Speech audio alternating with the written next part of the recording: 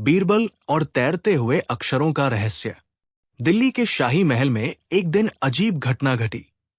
दरबार शुरू ही हुआ था कि अचानक हवा में चमकते हुए अक्षर उभरने लगे। वे छोटे बड़े, गोलमटोल, रेखाओं वाले, तिरछे से अक्षर थे। वे हवा में तैरते, घूमते और फिर गायब हो जाते। दरबारियों ने चौंक कर ऊपर देखा। कुछ डर गए, कुछ ने कहा, "ये जादू है।" राजकवि बोले, "ये तो भाषा की आत्मा लगती है।" सेनापति तलवार निकालने ही वाले थे कि अकबर ने हाथ उठाकर कहा, "शांत रहो, ये कोई साधारण घटना नहीं। मुझे इसका रहस्य जानना है। कौन बताएगा कि ये अक्षर क्यों तैर रहे हैं और इनका क्या अर्थ है?" दरबार में सन्नाटा छा गया। कोई उत्तर नहीं मिला। तभी अकबर ने मुस्कुराकर कहा, "बीरबल, तुम तो हर रहस्य का समाधान करते हो। देखो, ये कैसा अद्भुत खेल है। बताओ, ये क्या है और इसका अर्थ क्या है?" बीरबल ने गंभीर होकर कहा, "जहांपनाह, ये रहस्य जितना अजीब है उतना ही रोचक। मुझे समय दीजिए, मैं इन अक्षरों के पीछे छिपे अर्थ को खोज निकालूंगा।" अकबर ने प्रसन्न होकर आदेश दिया, "तुम्हें 3 दिन दिए जाते हैं। 3 दिन बाद तुम दरबार में इस रहस्य का समाधान प्रस्तुत करोगे।" उस रात बीरबल अपने कक्ष में ध्यानमग्न बैठे रहे। उन्हें वे अक्षर बार बार याद आते रहे। वे कभी आ, कभी क, कभी म, कभी र बन जाते, जैसे कोई भाषा बोलना चाहती हो, पर किसी अदृश्य शक्ति ने उसे बांध रखा हो। उन्होंने अपने विश्वस्त सेवक से कहा, "नगर में जाकर देखो कि कहीं किसी पुस्तकालय, मंदिर या विद्यालय में ऐसी कोई घटना तो नहीं हुई। कौन लोग अक्षरों से खेलते हैं, कौन लिखते हैं, कौन पढ़ते हैं, सब जानकारी लाओ।" सेवक लौटकर बोला, "गुरुजी, नगर में विद्वानों ने बताया कि कई लोग कविता लिखते हैं, पर कभी कभी शब्द लिखते ही मिट जाते हैं। बच्चों ने कहा कि रात में अक्षर उड़ते हैं, पर किसी को कारण नहीं पता।" बीरबल मुस्कराए, "तो ये केवल जादू नहीं, ये किसी विचार का रूप है। शब्द तभी उड़ते हैं जब उन्हें समझा न जाए। हमें शब्दों की आत्मा तक पहुंचना होगा।" उन्होंने नगर के सबसे बड़े पुस्तकालय में जाकर पंडितों से चर्चा की। वहां उन्होंने जाना कि शब्द तभी जीवित होते हैं जब उनका अर्थ समझा जाए, अन्यथा वे केवल आकार रह जाते हैं। उन्होंने बच्चों से पूछा, "तुम अक्षरों को कैसे देखते हो?" बच्चों ने कहा, "हम उन्हें कहानी में सुनते हैं, खेल में देखते हैं, पर कभी कभी वे अपने आप चल पड़ते हैं।" बीरबल ने नोट कर लिया, शब्द केवल अक्षर नहीं, विचार है। विचार तब तक भटकते हैं जब तक उन्हें दिशा न मिले। तीसरी रात बीरबल अकेले बगीचे में गए। चांदनी रात थी, हवा हल्की चल रही थी। अचानक वही चमकते अक्षर प्रकट हो गए। बीरबल ने ध्यान से उन्हें देखा। वे जैसे हवा में नृत्य कर रहे थे। उन्होंने हाथ बढ़ाकर धीरे से कहा, "तुम कौन हो? क्या तुम भाषा की आत्माएं हो? किस कारण भटक रहे हो?" अचानक अक्षरों ने मिलकर एक आकार बनाया, समझो। फिर एक और अक्षर उभरा, बांटो। फिर तीसरा, रचो। फिर वे चमकते हुए घूमते रहे और धीरे धीरे गायब हो गए। बीरबल ने मन ही मन कहा, "तो ये अक्षर केवल शब्द नहीं, विचार है। जब लोग इन्हें समझते नहीं, बांटते नहीं, रचते नहीं, तब ये भटकते रहते हैं। इन्हें अर्थ चाहिए, प्रेम चाहिए, सहभागिता चाहिए।" उन्होंने प्रण किया कि वे इस रहस्य का समाधान दरबार में प्रस्तुत करेंगे। तीसरे दिन दरबार फिर सजा। अकबर उत्सुक थे। दरबारियों में चर्चा थी कि आज बीरबल रहस्य सुलझाएंगे। अकबर ने कहा, "बीरबल, अब बताओ, ये अक्षर कौन है? क्यों तैरते हैं? क्या इनका कोई अर्थ है?" बीरबल ने मुस्कुराकर कहा, "जहांपनाह, ये अक्षर भाषा की आत्माएं हैं। जब शब्दों को समझा नहीं जाता, जब उन्हें साझा नहीं किया जाता, जब विचारों को स्वीकार नहीं किया जाता, तब वे अस्थिर होकर भटकते हैं। ये उसी बेचैन विचारों के प्रतीक है जो दिशा खोज रहे हैं।" दरबार में हलचल मच गई। बीरबल ने आगे कहा, "अक्षर तभी स्थिर होते हैं जब 1. उन्हें समझा जाए। 2. उन्हें बांटा जाए। 3. उनसे नई रचना की जाए। जो समाज शब्दों का आदर करता है, संवाद करता है और विचारों को साझा करता है, वहां अक्षर स्थिर रहते हैं। जहां अज्ञान, डर और संकीर्णता होती है, वहां विचार भटकते हैं। ये तैरते अक्षर उसी अज्ञान का संकेत है। अकबर ने गहरी सांस ली। तो क्या उपाय है? बीरबल ने कहा, हम दरबार में एक ज्ञान सभा बनाएंगे, जहां लोग अपनी भाषा, विचार, कविता, कथा और अनुभव साझा करेंगे। बच्चों को अक्षरों से खेलना सिखाएंगे, हर शब्द का अर्थ समझाएंगे। तभी ये अक्षर शांत होकर स्थिर रहेंगे। अकबर ने तुरंत आदेश दिया, आज से दरबार में हर सप्ताह ज्ञान सभा होगी। यहां विद्वान, कलाकार, बच्चों के शिक्षक और नगर के सामान्य लोग आकर विचार साझा करेंगे। अक्षरों का आदर किया जाएगा। शब्दों का उपयोग केवल आदेश या युद्ध में नहीं, बल्कि ज्ञान, करुणा और रचनात्मकता में होगा। दरबारियों ने तालियां बजाई। राजकवि ने कहा, अब हमारी कविता जीवित रहेगी। सेनापति ने कहा, अब युद्ध में भी शब्दों से संवाद होगा। वजीर ने कहा, अब आदेश स्पष्ट होंगे। बच्चों के शिक्षक ने कहा, अब बच्चे अक्षरों से खेलकर सीखेंगे। उस दिन शाम को फिर वही चमकते अक्षर प्रकट हुए, पर इस बार वे घूमे नहीं। वे सुंदर क्रम में आकर शब्दों में बदल गए। समझो, बांटो, रचो, सीखो, सुनो, मिलकर चलो। फिर वे धीरे धीरे नीचे उतरे और दीवार पर जैसे किसी ने अदृश्य कलम से लिख दिया हो। सबने देखा, दरबार की दीवार पर प्रकाश से बने ये शब्द चमक रहे हैं। कोई मिटा नहीं सकता। अकबर मुस्कराए। बीरबल ने प्रणाम किया। धीरे धीरे नगर में बदलाव दिखा। बच्चों ने अक्षरों से खेलना शुरू किया। कवि कविता में नया अर्थ भरने लगे। व्यापारियों ने भाषा को स्पष्ट बनाकर व्यापार आसान किया। किसान एक दूसरे से ज्ञान साझा करने लगे। कई जगह ज्ञान सभा आयोजित होने लगी।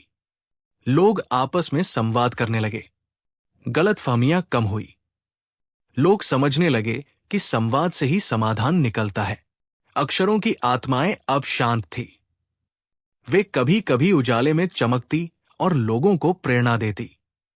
कुछ समय बाद अकबर ने बीरबल से पूछा, तुमने अक्षरों का रहस्य सुलझाकर समाज को नया रास्ता दिया, क्या तुम्हें कोई कठिनाई हुई? बीरबल मुस्कुराकर बोले, जहांपनाह, अक्षरों को समझना आसान नहीं था, क्योंकि वे केवल आकार नहीं, विचार है।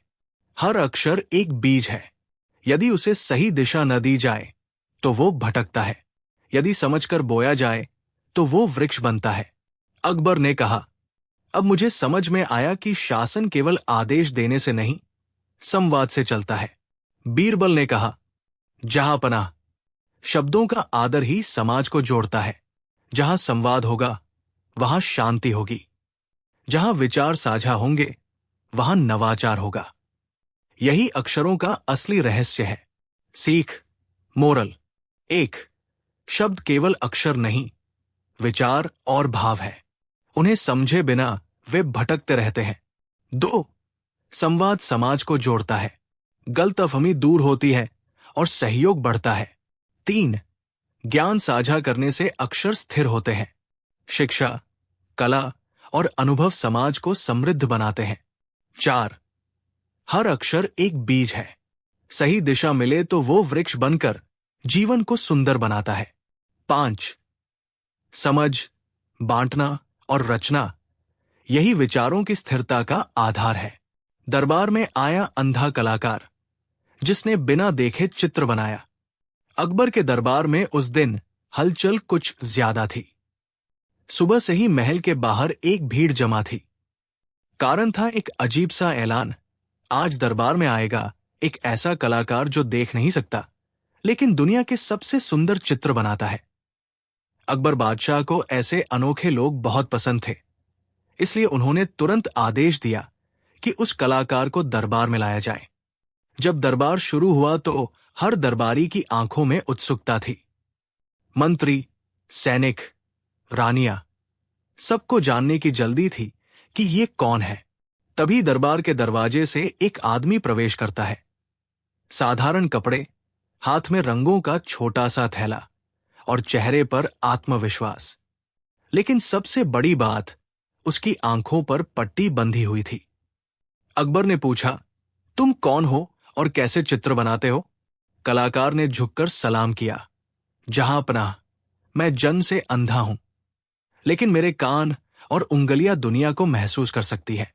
मैं आवाज सुनकर चेहरे की आकृति पहचान लेता हूं और स्पर्श से समझ लेता हूं कि किसी वस्तु का आकार कैसा है। मेरी उंगलियां मेरा ब्रश है और मेरी कल्पना मेरी आंखें। दरबारियों में कानाफूसी शुरू हो गई। बिना देखे चित्र? क्या यह सच हो सकता है? मंत्री तानसेन ने हंसते हुए कहा, जहां पनाह, यह हमें बेवकूफ बना रहा है। चित्र बनाना देखे बिना असंभव है। बीरबल चुपचाप मुस्कुरा रहे थे। उन्हें लग रहा था कि यह आदमी सच बोल रहा है। अकबर ने कहा, ठीक है, आज तुम्हारी परीक्षा होगी। अगर तुम बिना देखे हमारा चित्र बना सके तो तुम्हें हम इनाम देंगे, लेकिन अगर तुम असफल रहे तो दरबार से बाहर कर दिए जाओगे। कलाकार ने सिर झुका दिया, मुझे मंजूर है। परीक्षा शुरू होती है। दरबार में सब लोग एक जगह खड़े हो जाते हैं। कलाकार सबसे पहले अकबर के पास जाता है, उनके चेहरे को धीरे से छूता है, उनकी पगड़ी को महसूस करता है और उनके कपड़ों के रेशम को स्पर्श करता है। फिर बीरबल के पास जाता है, उनकी आवाज सुनता है, उनकी हंसी सुनकर मुस्कुराता है और उनकी दाढ़ी की बनावट को महसूस करता है। एक एक कर वो सभी दरबारियों के पास जाता है और कुछ नोट कर लेता है। फिर वो अपने थैले से मिट्टी के रंग, लकड़ी का ब्रश निकालता है और जमीन पर ही चित्र बनाना शुरू कर देता है। दरबार में सन्नाटा छा जाता है। सभी लोग ये देख रहे थे कि उसकी उंगलियां कितनी तेजी से चल रही थी, मानो वो देख सकता हो। कुछ देर बाद जब चित्र तैयार होता है तो सबकी आंखें खुली की खुली रह जाती है। चित्र में अकबर को सोने के सिंहासन पर बैठे हुए, बीरबल को मुस्कुराते हुए और बाकी दरबारियों को बिल्कुल सही जगह पर दिखाया गया था। चेहरे की बारीकियों से लेकर कपड़ों की सिलवट तक वैसी ही थी जैसी असल में थी। अकबर चौंक गए, कमाल है, ये तो सचमुच का जादू है। तानसेन को भी अपनी गलती का एहसास हुआ। उन्होंने कहा, जहां पनाह, ये व्यक्ति तो सचमुच कलाकार है। हम सब इसकी कला के आगे नतमस्तक हैं। लेकिन कहानी यही खत्म नहीं होती। अचानक एक दरबारी बोला, जहां पनाह, मुझे शक है, ये चित्र तो किसी ने पहले से बनाकर रखा होगा। हमें सबूत चाहिए कि ये सचमुच अंधा है। अकबर ने कहा, बीरबल, तुम्हें क्या लगता है? बीरबल ने मुस्कुराते हुए कहा, जहां पनाह, हमें एक और परीक्षा करनी चाहिए। इस बार हम किसी नए व्यक्ति को बुलाते हैं जो इस कलाकार ने कभी न देखा हो, और इसका चित्र बनवाते हैं। तुरंत महल के बाहर से एक किसान को बुलाया गया। किसान घबराया हुआ था, लेकिन कलाकार ने उसकी आवाज सुनी, उसका हाथ पकड़ा और फिर चित्र बनाना शुरू कर दिया। इस बार उसने किसान को खेत में हल चलाते हुए दिखाया, बिल्कुल वैसा ही जैसा किसान रोज करता था। किसान हैरान था, जहां पनाह, ये बिल्कुल मेरे जैसा है। अब सबको विश्वास हो गया कि ये व्यक्ति सचमुच अद्भुत है। मोरल और सीख, अकबर ने कलाकार को सोने के सिक्कों से भरी थैली दी और कहा, तुमने हमें सिखाया कि देखने के लिए सिर्फ आंखें ही नहीं चाहिए होती। सच्ची कला दिल और दिमाग से बनती है। जो व्यक्ति अपनी कमी को अपनी ताकत बना लेता है, वही असली विजेता है। बीरबल ने जोड़ा, जहां पनाह, आज हमें यह भी सीख मिली कि किसी की क्षमता को बिना परखे खारिज नहीं करना चाहिए। हर इंसान में कोई न कोई खासियत होती है। दरबार तालियों से गूंज उठा और उस दिन से अकबर के दरबार में उस अंधे कलाकार की पेंटिंग टंगी रहने लगी, ताकि हर दरबारी उसे देखे और याद रखे कि असली नजर दिल की होती है, आंखों की नहीं। बीरबल और चालाक पंडित। आगरा के किले में उस दिन दरबार में बहुत रौनक थी। बादशाह अकबर अपने शानदार सिंहासन पर बैठे थे। सोने चांदी के स्तंभ, इत्र से महकता दरबार और चारों ओर सजे दरबारी। अचानक किले के द्वार पर शोर मच गया। एक लंबा चौड़ा आदमी, माथे पर बड़ा तिलक, गले में रुद्राक्ष की माला, हाथ में ग्रंथ और चमकदार चोगा पहने अंदर आया। उसने दरबार में प्रवेश करते ही ऊंची आवाज में कहा, जहां पनाह को प्रणाम। मैं हूं महापंडित तिरुपति शास्त्री। मैं भविष्यवाणी में निपुण हूं। मैं ऐसा ज्ञान रखता हूं जो पूरी सल्तनत में किसी के पास नहीं। अगर मुझे दरबार का मुख्य ज्योतिषी बना दिया जाए तो मैं पूरे राज्य की किस्मत बदल सकता हूं। दरबार में खुसर पुसर शुरू हो गई। कुछ दरबारी पंडित की बातें सुनकर डर गए।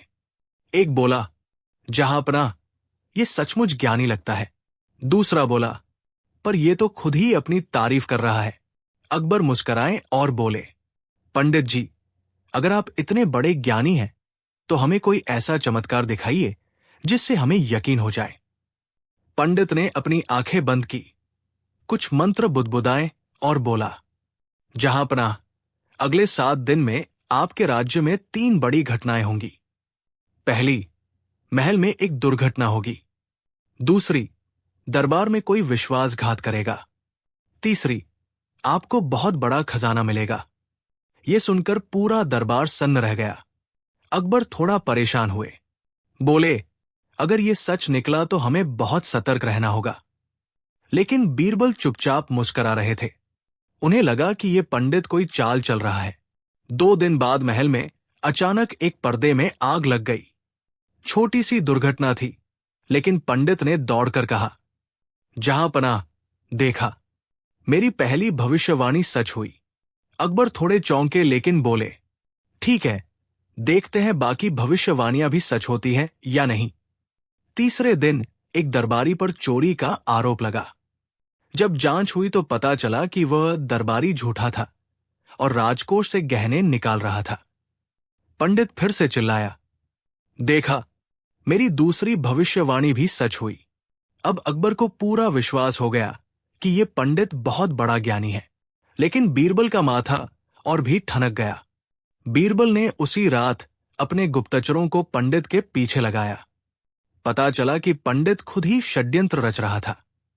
उसने पर्दे में आग लगवाई थी ताकि पहली भविष्यवाणी सच हो जाए। उसने उसी दरबारी को रिश्वत देकर चोरी करवाई थी ताकि दूसरी भविष्यवाणी भी सही लगे। बीरबल ने यह खबर सुनते ही कहा, अब समय आ गया है पंडित की तीसरी भविष्यवाणी की परीक्षा लेने का। अगले दिन बीरबल ने अकबर से कहा, जहांपनाह, आज हम इस पंडित की असली परीक्षा करेंगे। उन्होंने पंडित से कहा, तुमने कहा था कि आज जहांपनाह को खजाना मिलेगा। खजाना कहाँ है? पंडित हंसकर बोला, आज आपके सामने ही प्रकट होगा। बस मुझे कुछ सोने के सिक्के दीजिए, मैं पूजा करूंगा। अकबर ने बीरबल की ओर देखा। बीरबल ने इशारे से हामी भरी। पंडित ने पूजा शुरू की और मंत्र पढ़ने लगा। तभी बीरबल ने अपने गुप्तचरों को इशारा किया। उन्होंने पंडित की पोटली खोलकर देखा। उसमें पहले से ही सोने के सिक्के रखे थे। बीरबल ने जोर से कहा, जहांपनाह, यह पंडित असली खजाना नहीं ला रहा। ये तो आपके अपने सिक्के लेकर आपके सामने ही रख देगा और कहेगा कि खजाना मिल गया। पंडित रंगे हाथों पकड़ा गया। दरबार में हंगामा मच गया। अकबर गुस्से से बोले, पंडित, तुमने हमारे साथ धोखा किया। तुमने खुद ही दुर्घटना करवाई, चोरी करवाई और अब हमें हमारे ही सिक्के खजाना बताकर ठगने वाले थे। पंडित डर से कांपने लगा। बोला, जहांपनाह, मैं तो बस अपना नाम बनाना चाहता था। अकबर ने गुस्से में कहा, तुम्हें सजा मिलनी ही चाहिए। बीरबल ने हाथ जोड़कर कहा, जहांपनाह, इसे जेल भेजने से बेहतर है कि इसे सबक सिखाया जाए। इसे नगर में घुमा घुमाकर लोगों को दिखाया जाए ताकि कोई और चालाक पंडित जनता को ठग न सके। अकबर ने आदेश दिया कि पंडित को नगर में ले जाकर उसकी पोल खोली जाए। लोग हंसते हंसते लोटपोट हो गए।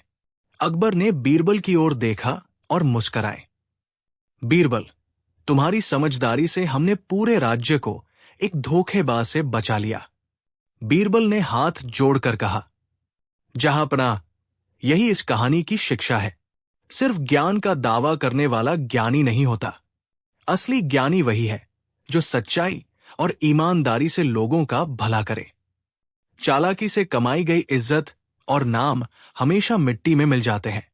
पूरा दरबार तालियों से गूंज उठा। मोरल, सीख, झूठे ज्ञान और चालाकी से कभी भी सच्चा सम्मान नहीं मिलता। जो ज्ञान लोगों के भले में लगे वही सच्चा ज्ञान है।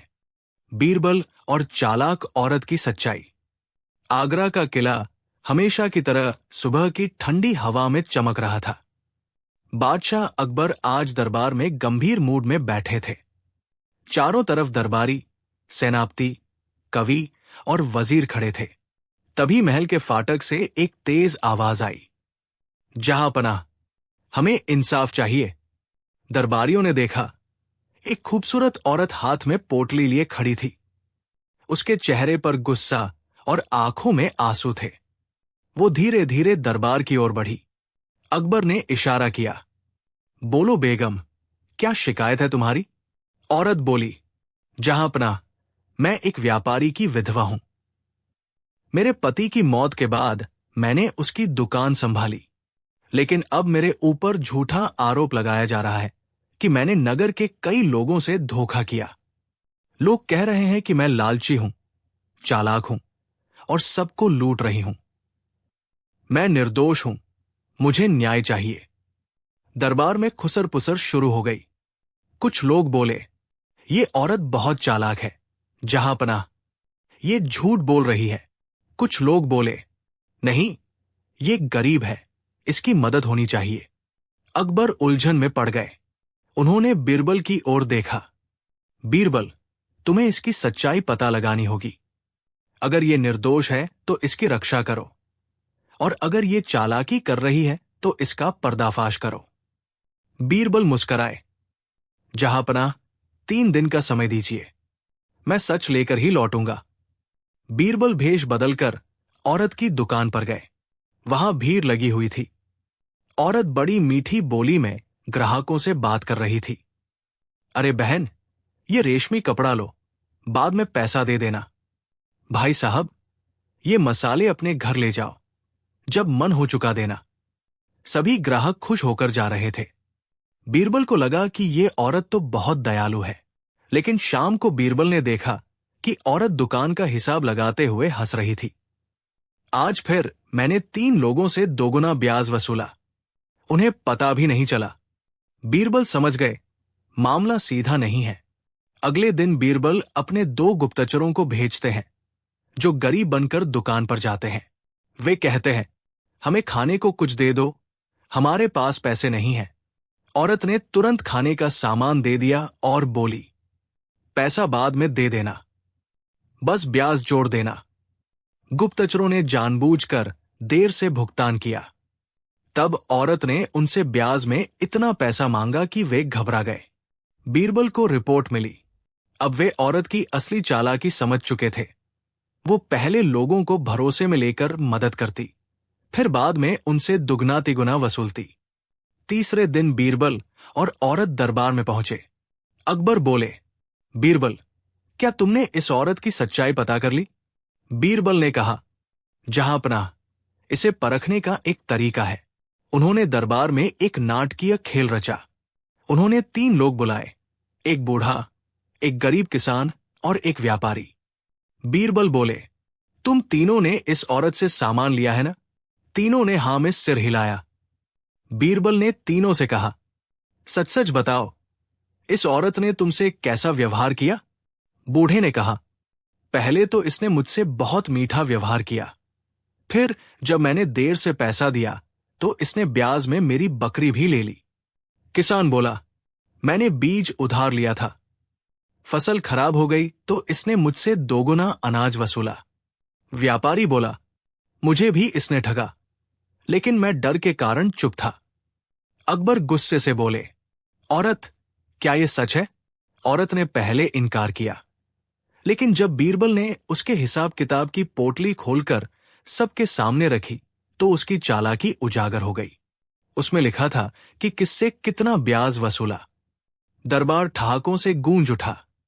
अकबर ने कहा, तुमने लोगों के साथ धोखा किया है, तुम्हें सजा मिलनी चाहिए। बीरबल बोले, जहांपनाह, सजा तो मिलनी चाहिए, लेकिन इसे एक मौका भी देना चाहिए। यह समझदार है, इसे सही राह दिखाए तो ये समाज की मदद भी कर सकती है। अकबर ने आदेश दिया, तुम्हें अपने आधे पैसे नगर की गरीब विधवाओं और अनाथों को देने होंगे, और आगे से अगर किसी से ज्यादा ब्याज वसूला तो सख्त सजा मिलेगी। औरत की आंखों में आंसू आ गए। उसने वादा किया कि अब वो अपनी दुकान को ईमानदारी से चलाएगी। अकबर बोले, बीरबल, तुम्हारी समझदारी ने एक चालाक को समाज के लिए उपयोगी बना दिया। बीरबल ने प्रणाम किया और कहा, जहांपनाह, यही इस कहानी की सीख है। चालाकी से कमाया धन देर तक नहीं टिकता। ईमानदारी से जीता भरोसा सबसे बड़ा खजाना है। पूरा दरबार तालियों से गूंज उठा। मोरल, सीख, समझदारी का मतलब केवल चालाकी करना नहीं, बल्कि दूसरों के भले में अपना भला ढूंढना है। जो चालाकी से दूसरों को लूटता है, वो अंत में खुद हंसी का पात्र बनता है। बीरबल और 3 मूर्खों की कहानी। अकबर का दरबार हमेशा की तरह भव्य और रौनक से भरा हुआ था। सुबह की ठंडी हवा, चमकते फव्वारे, सुगंधित इत्र से महकता महल और गहनों से सजे दरबारी। आज बादशाह अकबर का मूड भी बहुत अच्छा था। वे सिंहासन पर बैठे धीरे धीरे मुस्कुरा रहे थे। दरबारियों को समझ नहीं आ रहा था कि बादशाह किस बात पर खुश है। अकबर बोले, बीरबल, आज मैं सोच रहा हूं कि दुनिया में सबसे मूर्ख कौन होता है? वो जो पढ़ा लिखा नहीं है, या वो जो सब जानकर भी गलत करता है? बीरबल ने हल्की मुस्कान दी और बोला, जहांपनाह, ये सवाल आसान है, लेकिन इसका जवाब देखने से मिलेगा, सुनने से नहीं। अकबर को मजा आ गया। बोले, तो ठीक है, मैं तुम्हें 3 दिन का वक्त देता हूं। मुझे दरबार में ऐसे 3 मूर्ख दिखाओ जिनसे पूरी सल्तनत को हंसी आ जाए। पूरा दरबार हंस पड़ा। मंत्री सेनापति सबने सोचा कि यह आसान है, लेकिन बीरबल के दिमाग में एक चालाकी चल रही थी। उसने मन ही मन कहा, 3 मूर्ख लाकर दिखाना ही है तो ऐसे लाऊंगा कि दरबार हमेशा याद रखे। अगले दिन बीरबल महल के बाहर एक अजीब आदमी को पकड़ लाया।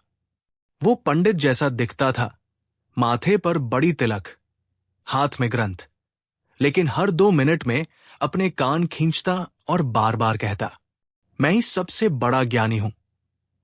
अकबर हंसते हुए बोले, बीरबल, ये कौन है?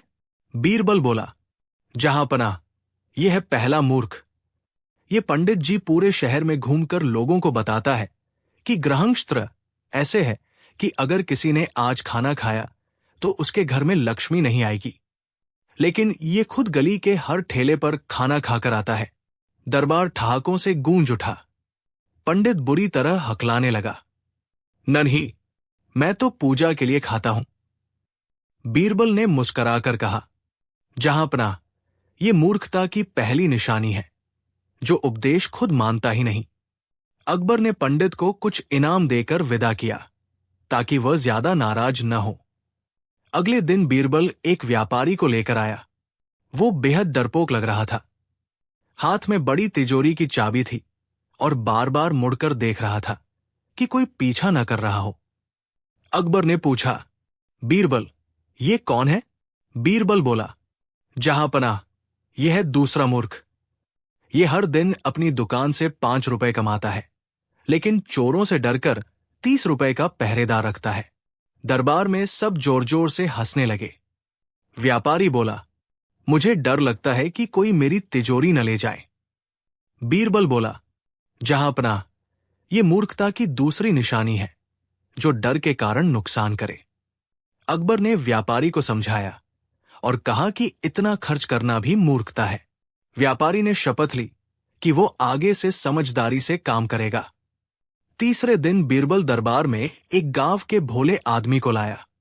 वो साधारण धोती कुर्ता पहने था और हाथ में मिट्टी का घड़ा लिए खड़ा था। अकबर ने पूछा, अब ये कौन है बीरबल? बीरबल मुस्कराया और बोला, जहांपना, यह है तीसरा और सबसे बड़ा मूर्ख। इसने अपनी पूरी जिंदगी की कमाई इसी घड़े में गाड़ दी है। ये रोज घड़े को खोदकर देखता है कि पैसा वही है या नहीं। पूरा दरबार ठहाके लगाने लगा। अकबर भी हंसते हंसते सिंहासन पर झुक गए। अकबर ने पूछा, ये पैसा गाड़ता क्यों है? भोला आदमी बोला, मुझे डर है कि कोई पैसा खर्च न कर दे। बीरबल ने हंसते हुए कहा, जहांपना, ये मूर्खता की तीसरी निशानी है, जो धन होते हुए भी उसका उपयोग न करे। अकबर ने उसे समझाया कि पैसा खर्च करने और घूमने फिरने से ही उपयोगी होता है, वरना ये बस मिट्टी में दबा रहता है। भोले ने भी वादा किया कि वो अब अपने पैसे से बच्चों को पढ़ाएगा और खेत खरीदेगा।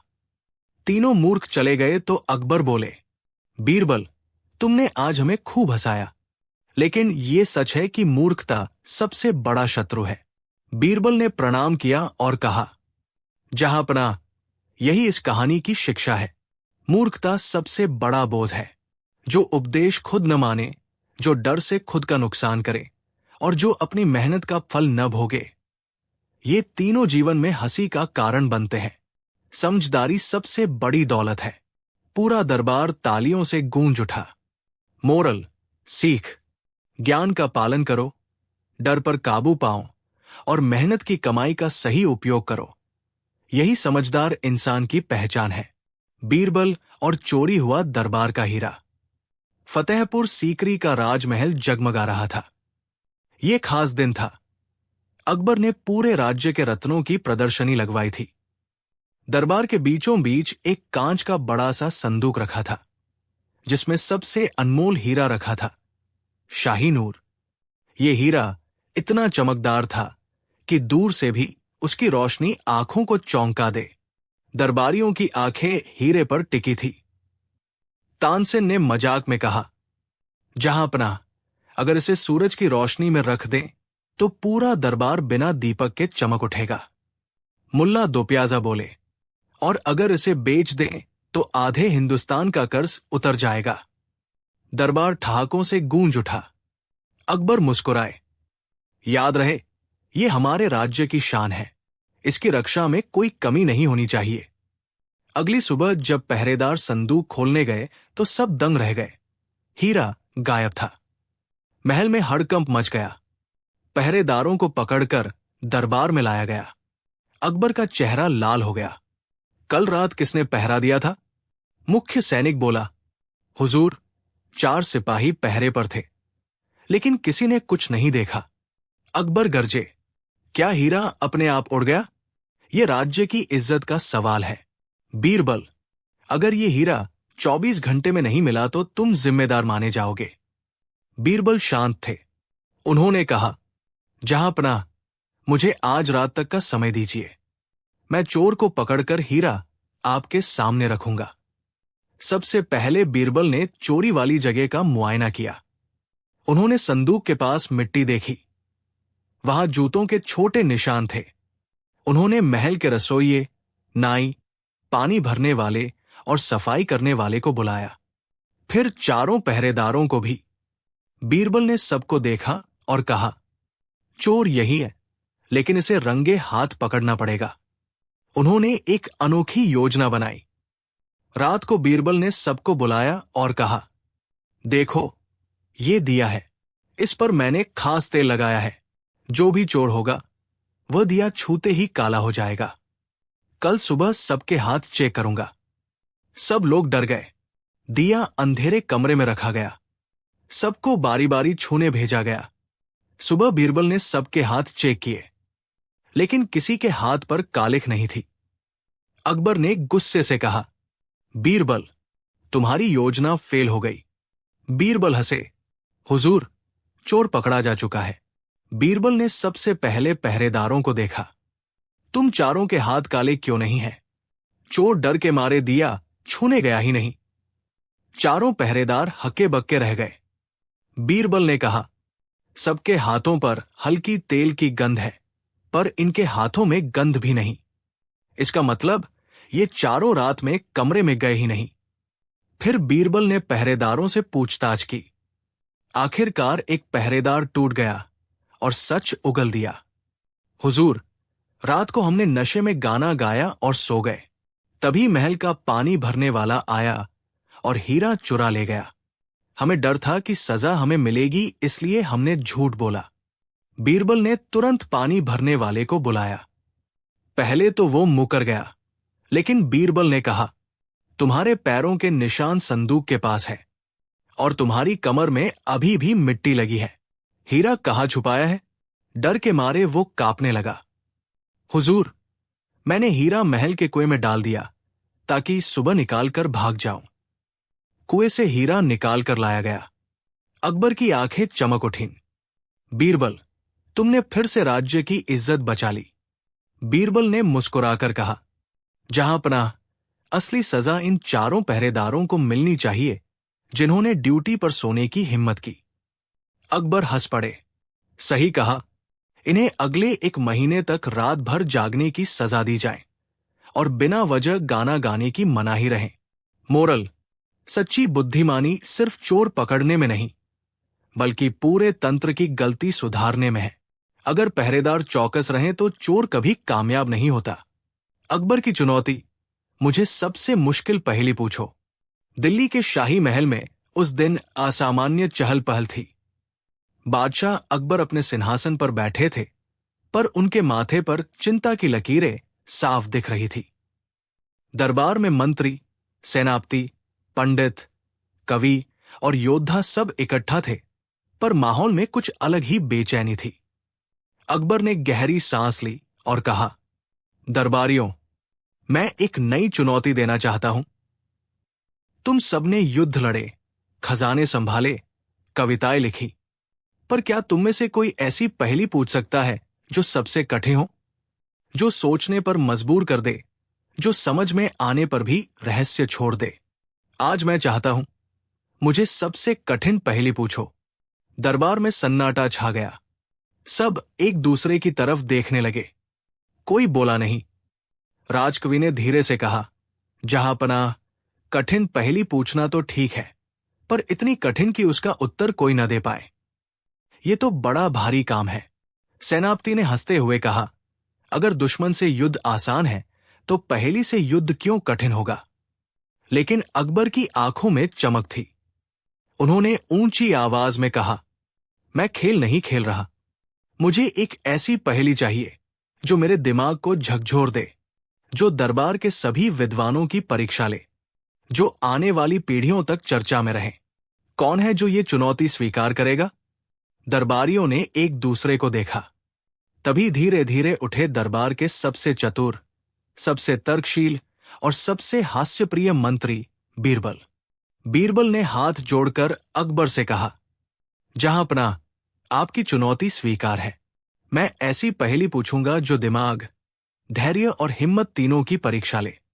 परंतु पहले मुझे कुछ समय दीजिए, ताकि मैं ऐसी पहेली तैयार कर सकूं जो दरबार को हिला दे। अकबर ने प्रसन्न होकर कहा, तुम्हें समय दिया जाता है, पर ध्यान रहे, ये खेल नहीं, असली चुनौती है। जो इसका उत्तर देगा वही सबसे बड़ा ज्ञानी कहलाएगा। बीरबल ने झुककर प्रणाम किया। दरबार समाप्त हुआ। सब बाहर निकल गए, पर बीरबल सोच में डूबे रहे।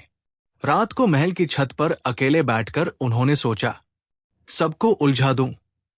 ऐसी पहेली पूछूं जो देखकर सरल लगे पर उत्तर कठिन हो। पहेली ऐसी हो जिसमें गणित भी हो, तर्क भी, अनुभव भी और थोड़ा सा हास्य भी। तभी तो बादशाह खुश होंगे। उन्होंने एक चिट्ठी पर लिखा, 3 शब्द, 3 अर्थ, 3 राहें, 1 उत्तर। फिर उन्हें लगा कि इससे भी अच्छा होना चाहिए। उन्होंने अपने प्रिय शिष्य को बुलाकर कहा, जाओ, नगर से 3 अलग अलग चीजें लाओ, 1 पत्थर, 1 दर्पण और 1 पानी से भरा घड़ा। इनसे पहेली बनाऊंगा। शिष्य ने हंसते हुए पूछा, गुरुजी, क्या पत्थर और पानी से भी पहेली बन सकती है? बीरबल ने आंख मारते हुए कहा, जो समझेगा वही विजयी होगा। अगले दिन दरबार फिर से सजा। अकबर उत्सुक थे। सब दरबारी नई पहेली का इंतजार कर रहे थे। बीरबल अपने साथ 3 वस्तुएं लेकर आए, पत्थर, दर्पण और घड़ा। सबको देखकर दरबार में कानाफूसी शुरू हो गई। अकबर ने कहा, बीरबल, क्या यही पहेली है? इन 3 चीजों में क्या कठिनाई? बीरबल मुस्कुराए और बोले, जहांपनाह, सुनिए मेरी पहेली, ध्यान से सुनिए। एक पत्थर जो भारी है पर बिना हाथ लगाए चल सकता है। एक दर्पण जो चेहरा दिखाता है पर स्वयं नहीं देखता। एक घड़ा जो खाली होने पर बोलता है और भर जाने पर मौन हो जाता है। बताइए, ये तीनों मिलकर किसका रास्ता दिखाते हैं? दरबार में सनसनी फैल गई। कोई समझा नहीं। पंडित एक दूसरे से चर्चा करने लगे। सेनापति माथा खुजलाने लगे। कुछ दरबारी हंसने लगे कि ये तो मजाक है। अकबर की आंखों में चमक आई। वाह बीरबल, ये तो सचमुच कठिन है। जो इसका उत्तर देगा उसे सोने की थैली दूंगा। दरबारियों में हलचल मच गई। किसी ने कहा, यह तो पहेली नहीं, पहेली का जाल है। किसी ने कहा, यह तो हमारी अक्ल का इम्तिहान है। अकबर ने आदेश दिया, हर किसी को सोचने का समय दिया जाएगा। कल फिर बैठक होगी। उस दिन पूरा महल यही पहली चर्चा का विषय बना। राजकवि ने कहा, पत्थर शायद पर्वत है, दर्पण शायद आत्मा, घड़ा शायद मनुष्य का हृदय। क्या ये जीवन की पहेली है? वित्त मंत्री ने कहा, घड़ा खाली होने पर बोलता है यानी भूखा पेट, भर जाने पर मौन हो जाता है यानी तृप्ति। शायद ये भोजन से जुड़ा है। सेनापति ने कहा, पत्थर चल नहीं सकता, पर शायद युद्ध में सेना चलती है। दर्पण छल है, घड़ा सेना का भंडार। पर उत्तर नहीं मिल रहा। बीरबल दूर से सबकी चर्चा सुनते रहे और मुस्कराते रहे। रात को उन्होंने अपने विश्वस्त सेवक से कहा, सुबह देखना, दरबार का रंग बदल चुका होगा। जो सरल दिखता है वही सबसे कठिन होता है। अगले दिन दरबार फिर लगा। अकबर ने घोषणा की, जिसे उत्तर पता हो वो सामने आए।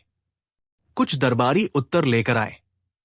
किसी ने कहा, पत्थर पर्वत है, दर्पण आत्मा है, घड़ा जीवन है।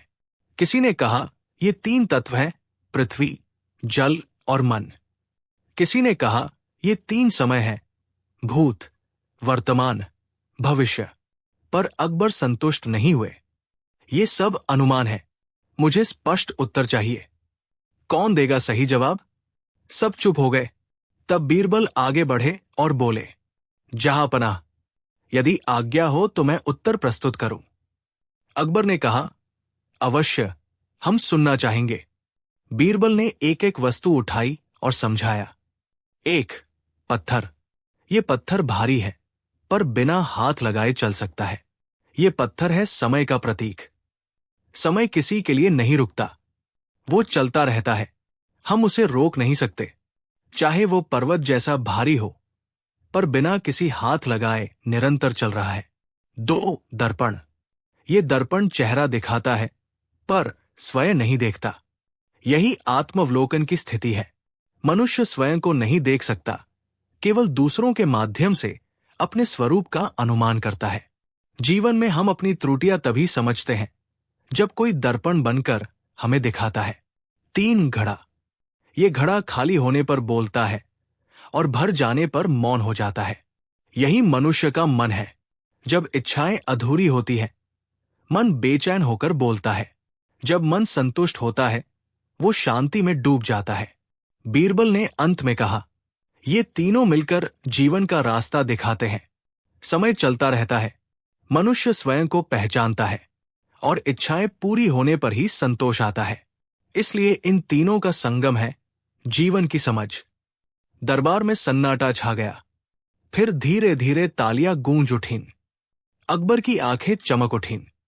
उन्होंने हंसते हुए कहा, बीरबल, तुमने सचमुच दिमाग की सबसे कठिन परीक्षा ली और उसे सहजता से हल कर दिया। यही वो उत्तर है जिसकी मुझे तलाश थी।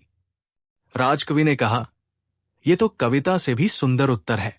सेनापति ने कहा, समय, आत्मज्ञान और संतोष, यही तो विजय की कुंजी है। पंडित ने कहा, यह गूढ़ दर्शन है। वित्त मंत्री ने कहा, धन की दौड़ में मनुष्य भूल जाता है कि खाली मन ही सबसे अधिक बोलता है।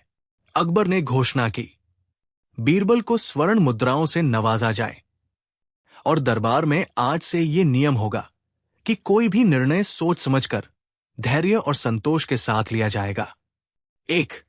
समय किसी के लिए नहीं रुकता, इसलिए उसका सदुपयोग करना चाहिए। 2. आत्मज्ञान आवश्यक है, खुद को पहचानना बिना बाहरी संकेत के संभव नहीं। 3. इच्छाओं का संतुलन जरूरी है, अधूरी इच्छाएं बेचैनी लाती है, संतोष शांति देता है। 4. कठिन समस्याओं का हल सरलता में छिपा होता है, धैर्य, तर्क और हास्य के साथ समाधान खोजा जा सकता है। 5. सबसे कठिन पहेली भी सोचने पर खुल जाती है, बस दृष्टिकोण सही होना चाहिए। इस कहानी से यह स्पष्ट होता है कि सबसे कठिन पहेली वही है जो जीवन के मूल प्रश्नों से जुड़ी हो। बीरबल ने न तो शब्दों का खेल खेला, न दार्शनिक गूढ़ता का बोझ बढ़ाया। उन्होंने सरल वस्तुओं से गहरा अर्थ निकालकर बादशाह की चुनौती पूरी की। अकबर का उत्साह, दरबारियों की उलझन, बीरबल की चतुराई और अंत में जीवन की समझ, यही इस कहानी का सार है। बीरबल और चोरी हुए घोड़े की चाल। दिल्ली के बादशाह अकबर अपने घोड़ों से बेहद प्यार करते थे, खासकर एक खास घोड़ा शहजादा, जो दरबार का सबसे तेज, सबसे सुंदर और सबसे वफादार घोड़ा था। कहते हैं कि इस घोड़े की चाल देखकर दूर दूर से लोग उसे देखने आते थे। उसकी चमकती काली त्वचा, लहराती अयाल और बिजली जैसी तेज चाल हर किसी को चौंका देती थी। अकबर रोज सुबह उस पर सवार होकर किले के बाहर सैर करने जाते थे। एक सुबह जब महल के अस्तबल का दरवाजा खोला गया तो सबके होश उड़ गए। शहजादा अस्तबल में नहीं था। न कोई दरवाजा टूटा, न ताला टूटा, न पहरेदार ने किसी को आते जाते देखा। दरबार में हड़कंप मच गया। अकबर का चेहरा गुस्से से लाल हो गया। अकबर ने तुरंत दरबार बुलाया। ये घोड़ा कोई साधारण घोड़ा नहीं था, ये मेरे दिल के करीब था। जो भी चोर है उसने सिर्फ घोड़ा नहीं चुराया है, बल्कि मेरी शान को ललकारा है। बीरबल, ये तुम्हारा काम है। मुझे आज नहीं तो कल ये घोड़ा महल में चाहिए और चोर मेरे सामने। बीरबल मुस्कुराए।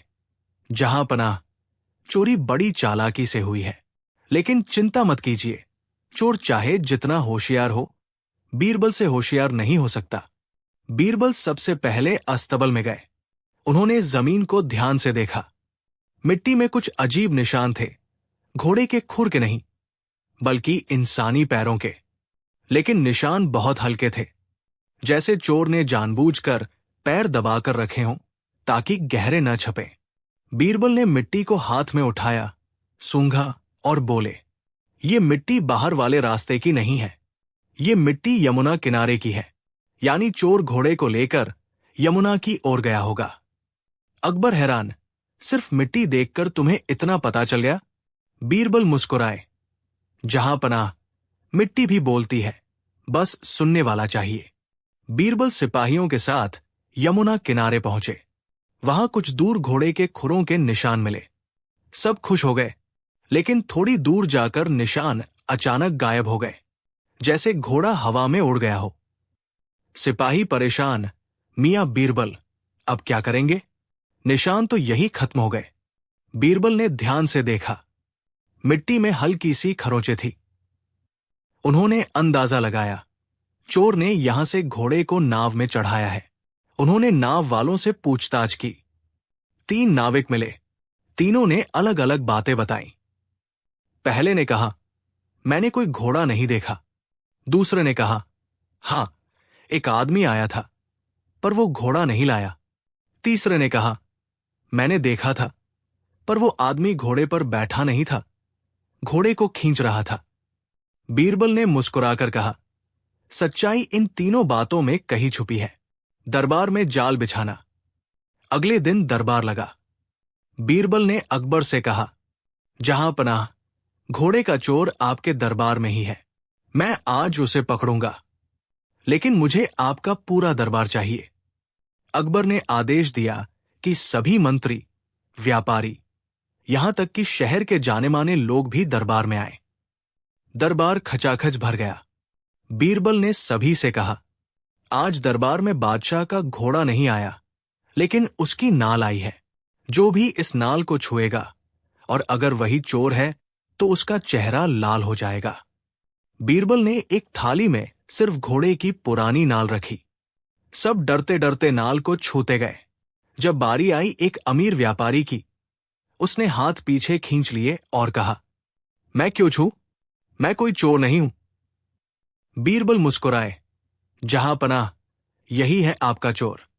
असली चोर नाल छूने से डरता है, क्योंकि उसे लगता है उसका राज खुल जाएगा। व्यापारी घबराकर बोला, हां, मैंने ही घोड़ा चुराया था। मैं उसे बेचने नहीं, बल्कि अपनी हवेली में बांधकर अपने शौक पूरे करना चाहता था। लेकिन मैंने उसे यमुना पार अपने खेत में बांधा है। आप चाहें तो जाकर देख लें। सिपाही तुरंत गए और शहजादा घोड़े को सुरक्षित वापस ले आए। अकबर घोड़े को देखकर खुश हो गए। उन्होंने व्यापारी से पूछा, तुमने इतना बड़ा अपराध क्यों किया?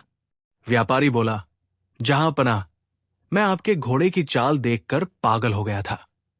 मुझे भी वैसा ही घोड़ा चाहिए था, लेकिन कोई खरीदने को तैयार नहीं था, इसीलिए मैंने चोरी कर ली। अकबर ने आदेश दिया, व्यापारी को 1 महीने के लिए जेल में डाला जाए और भारी जुर्माना लगाया जाए। और बीरबल, तुम्हें इनाम में 100 अशर्फियां मिलेंगी। मोरल, बीरबल हंसकर बोले, जहां पनाह, इस कहानी की सीख यही है कि लालच आदमी को अंधा कर देता है। जो हम चाहते हैं उसे पाने का सही रास्ता अपनाना चाहिए, चोरी या गलत रास्ता नहीं। और जो भी अपराधी हो, चाहे कितना चालाक क्यों न हो, सच्चाई के सामने उसका पर्दाफाश हो ही जाता है। अकबर मुस्कुराए, बीरबल, तुमने फिर साबित कर दिया कि तुम्हारी अक्ल से बढ़कर कोई नहीं। पूरा दरबार ठहाकों से गूंज उठा। अकबर, बीरबल और 5 बोरियों का सच। एक दिन सुबह सुबह अकबर के दरबार में 5 किसान हाजिर हुए। उनके हाथों में 5 बोरियां थी। पहली बोरी गेहूं से भरी, दूसरी चावल से, तीसरी दाल से, चौथी में सोना चांदी के सिक्के और 5वीं बोरी खाली। सब दरबार में खड़े होकर चिल्लाने लगे, जहां पनाह, हम 5 दावा करते हैं कि ये 5 बोरियां हमारी हैं। पूरा दरबार हक्का बक्का रह गया। अकबर ने गुस्से से कहा, क्या 5 झूठ बोल रहे हो? एक बोरी पर 5-5 मालिक कैसे? पहला किसान बोला, हुजूर, ये मेरा खून पसीने का अनाज है। दूसरा बोला, नहीं, मैंने ये चावल उगाया है। तीसरा चिल्लाया, ये दाल मैंने खेतों से काटी। चौथा बोला, सोना चांदी मेरी मेहनत की कमाई है। 5वां बोला, हुजूर, असली मालिक मैं हूं। बाकी सब झूठे हैं। अकबर ने दरबारियों से कहा, चलिए बताइए किसका सच है। राजा टोडरमल बोले, जहां पनाह, सीधा हल है। 5 बोरियां बांट दो, सब खुश हो जाएंगे। बीरबल मुस्कुराए और बोले, मालिक, अगर चोरी का माल है तो क्या चोर को भी हिस्सा मिलेगा? मिर्जा मंजूर ने कहा, हुजूर, इन सबको कोड़े लगवाइए, असली मालिक खुद मान जाएगा। अकबर ने भौहें तान ली, नहीं मिर्जा, न्याय में जुल्म की जगह नहीं। अब सब दरबारी चुप हो गए। अकबर ने बीरबल की ओर देखा, अब तुम ही रास्ता निकालो। बीरबल ने मुस्कुराते हुए 5 किसानों से कहा, तुम सब कहते हो कि ये बोरियां तुम्हारी है, ठीक है, लेकिन असली मालिक वही साबित होगा जो अपनी बोरी को पहचान ले। किसानों ने सिर हिलाया। बीरबल ने सब बोरियां सील करवा दी और दरबारियों को आदेश दिया, इन्हें अलग अलग कोनों में रखो और 5 किसानों से कहो कि आंखें बंद कर एक एक बोरी पहचाने। पहला किसान बोरी की तरफ गया। उसने आंखें बंद की और हाथ लगाया। फिर बोला, हां, ये मेरी बोरी है, इसमें गेहूं की खुशबू है। लेकिन जब बोरी खोली गई तो उसमें चावल था। दरबार हंसी से गूंज उठा। दूसरे किसान ने बोरी उठाई और बोला, ये मेरी है, इसमें चावल है। बोरी खोली गई, उसमें दाल थी। तीसरा किसान बोला, ये मेरी है, इसमें दाल है। खोला गया, उसमें सिक्के निकले। चौथे ने दावा किया, ये मेरी है, इसमें सोना चांदी है। खोला गया, बोरी खाली थी। अब पांचवा किसान आगे बढ़ा। उसने झुकी आंखों से खाली बोरी उठाई और बोला, हुजूर, यही मेरी है, इसमें कुछ नहीं है। मैं गरीब हूं, मेरे पास अनाज भी नहीं, पैसा भी नहीं। मेरी खाली बोरी ही असली है। पूरा दरबार सन्नाटे में डूब गया। बीरबल मुस्कुराए और बोले, जहांपनाह, यही असली मालिक है। जिसने अपनी गरीबी स्वीकार की, वही सच्चा है। बाकी चारों लालच में झूठ बोल रहे थे। अकबर ने सिर हिलाकर कहा, सचमुच बीरबल, झूठ चाहे कितनी भी चालाकी कर ले, सच्चाई की महक छुप नहीं सकती। अकबर ने आदेश दिया, पांचवें किसान को 5 बोरियां इनाम में दी जाए, ताकि अब उसकी खाली बोरी भी भर जाए। बाकी चारों झूठों को दंड दिया जाए, ताकि आगे कभी लालच में झूठ न बोले।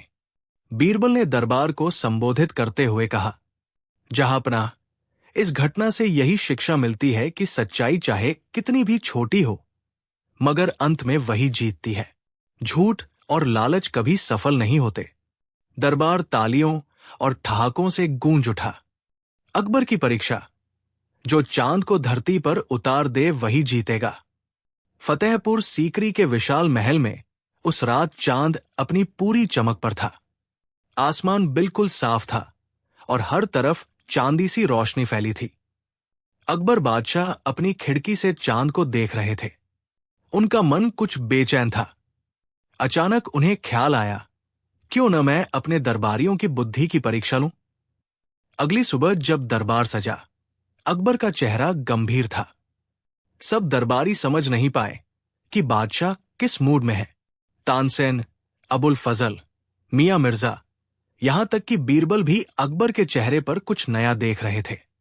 अकबर ने गहरी आवाज में कहा, दरबारियों, आज मैं तुम्हें एक अनोखी चुनौती देता हूं।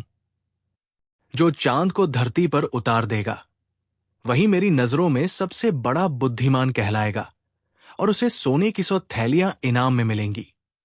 दरबार में सन्नाटा छा गया। मियां मिर्जा डरते डरते बोले, जहांपनाह, ये तो असंभव है। चांद तो आसमान में है, उसे धरती पर कौन उतार सकता है। अकबर मुस्कुराए, असंभव कुछ नहीं होता।